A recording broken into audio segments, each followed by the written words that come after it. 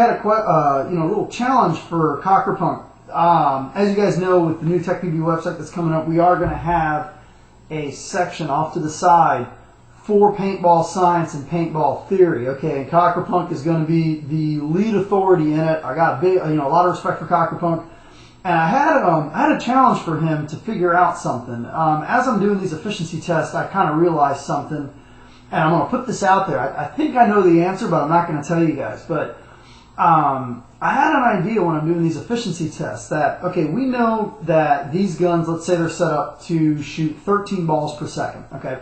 So I take one ball, I put it in the gun, I shoot it over the chronograph, and the gun is shooting 300 feet per second.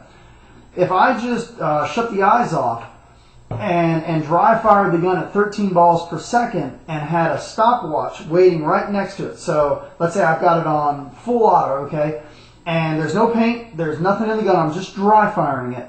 If I took it and the minute I pressed the trigger, hit the stopwatch and held and as I'm holding the trigger, so as the stopwatch is clicking, this gun is shooting 13 balls per second, and let's say after 100 seconds of non-stop dry firing on the stopwatch, the gun dies, okay? So now we know that based at 13 balls per second, at 100 seconds, that's 1,300 shots until the gun died. Now, I'm going to leave this out here for Cocker Punk. Now, I've done some tests, and I know what the answer is, or at least I think I know what the answer is, but I want to get his opinion to figure that out. Would that be a good way to test for efficiency? So you fill your tank up, so that way for you guys at home, you want to do an efficiency test on your gun, but you don't want to waste a case of paint. Like as you've seen here, these tests that I've done, I've blown $600-700 in paint already, and I don't even get to shoot anybody, but I'm just shooting grass. But would that be a good test of efficiency by just dry firing your gun? Now keep in mind, you do the one shot over the chronograph to make sure that your gun is indeed set up for 300 feet per second. So you don't have a loader on here. Okay, there's no loader, just a tank. You take a look at your gauge, you're at 4,100 psi or whatever. You put one ball in the in the breech here, muzzle loading style. So you drop it in, shoot it over the chronograph, and your gun is shooting at 290 feet per second. Then what you do is you shut the eyes off, and with a stopwatch, you're ready to go.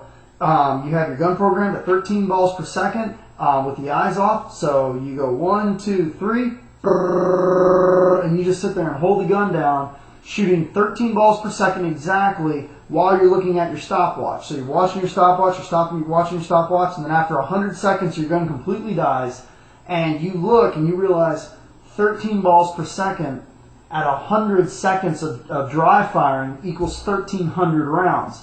Now, like I said, I'm going to put this out there in Cocker Punk's lap to see if indeed that would be a good test of efficiency. Now, I'll tell you the pros and cons of it is if there is no ball in the breech, well, the guns are generally set up. The guns will meter that pulse of air perfectly, from what I can tell, whether there's a ball in the breech or not. Does the drag of the ball pushing into the barrel slow down the striker speed or the ram speed or the spool if you want to? Does that mechanically alter the dwell? So there's some parameters in there, and I want to see if we can get to the bottom of this, because that would be a really good project. That way you folks at home, if you make some alterations to your dwell, make some alterations to your gun, and you want to truly test whether or not your gun is indeed more efficient without shooting a case of paint, you know that your gun is shooting 13 balls per second. You've got a stopwatch so you can exactly time it. And at 100 seconds, for instance, every gun could be different, okay? I mean, Vice could be shooting for 200 minutes or 200 seconds. I don't even know. But if you know that your gun is shooting exactly 13 balls per second and it lasts 100 seconds, you should know that that's 1,300 balls per second.